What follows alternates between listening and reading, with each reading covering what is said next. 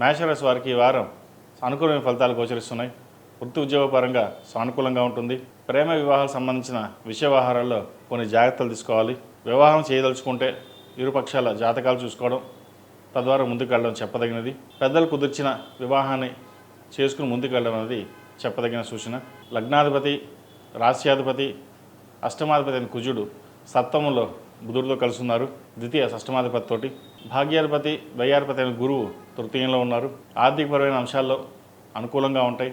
స్థిరాస్తులు వెళ్ళి పెరుగుతుంది. ఉద్యోగంలో మీకంటూ ఒక స్థానం సంపాదించుకుంటారు. అనుకూలమైన ఫలితాలు ఈ వారం గోచరిస్తున్నాయి.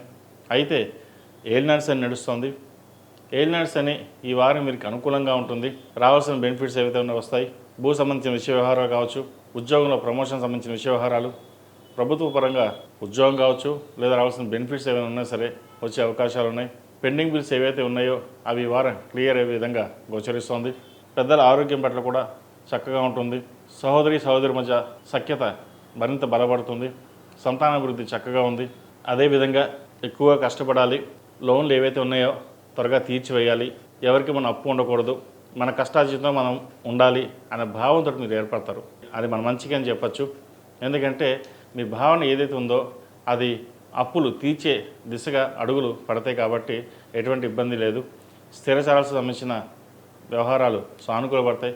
కోర్టు వ్యవహారాలకు సంబంధించి అనుకూలంగా ఉంటుంది. వివాహం సంబంధించిన విషయ వ్యవహారాల్లో కొన్ని జాగ్రత్తలు తీసుకోవాలి.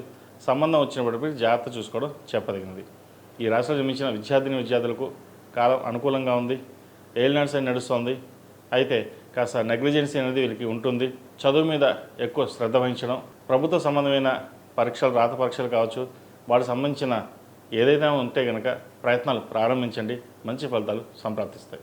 అదేవిధంగా ఈ రాశిలో జన్మించిన స్త్రీలకు వృత్తి ఉద్యోగాల పరంగా, వ్యాపార పరంగా సానుకూలంగా ఉంటుంది. విదేశీ వ్యవహారాలు వీరికి కలిసి వస్తాయి. ఉద్యోగం స్థిరత్వం కోసం చేసే ప్రయత్నాలు కలిసి వస్తాయి. వీసాకు సంబంధించిన విషయ వ్యవహారాలు కావచ్చు, గ్రీన్ కార్డ్, పిఆర్ సంబంధించిన విషయ వ్యవహారాలు ఒక కొలిక్కి వస్తాయి. పై చదువుల కోసం మీరు చేసే ప్రయత్నాలు ఏవైతే ఉన్నాయో అవి కలిసి వస్తాయి. వివాహం చేసుకోవాలి అనే భావన ఏర్పడుతుంది. మంచి సంబంధం చూసి ముందుకు వెళ్ళాలని యోచన చేస్తారు. కుటుంబంలో మంచి వాతావరణం నెలకొంటుంది. బంధువర్గంలో, మిత్రవర్గంలో ఏదైతే అపవాదులు ఉన్నాయో అవి తొలగిపోతాయి. వీరికి ఏలినాటి శని నడుస్తుంది. 8 శనివారాలు శనికి తైలాభిషేకం చేయడం, అఘోర పాశుపత హోమం చేయించడం చెప్పదగిన సూచన. ఈ రాశిలో జన్మించిన వారికి కలిసి వచ్చే సంఖ్య 3, కలిసి వచ్చే రంగు గ్రే. ఏదైనా పని మీద బయటకు వెళ్ళేప్పుడు సోమవారం కానీ శుక్రవారం అడిగిన వెళ్ళండి. మంచి ఫలితాలు సంప్రాప్తిస్తాయి.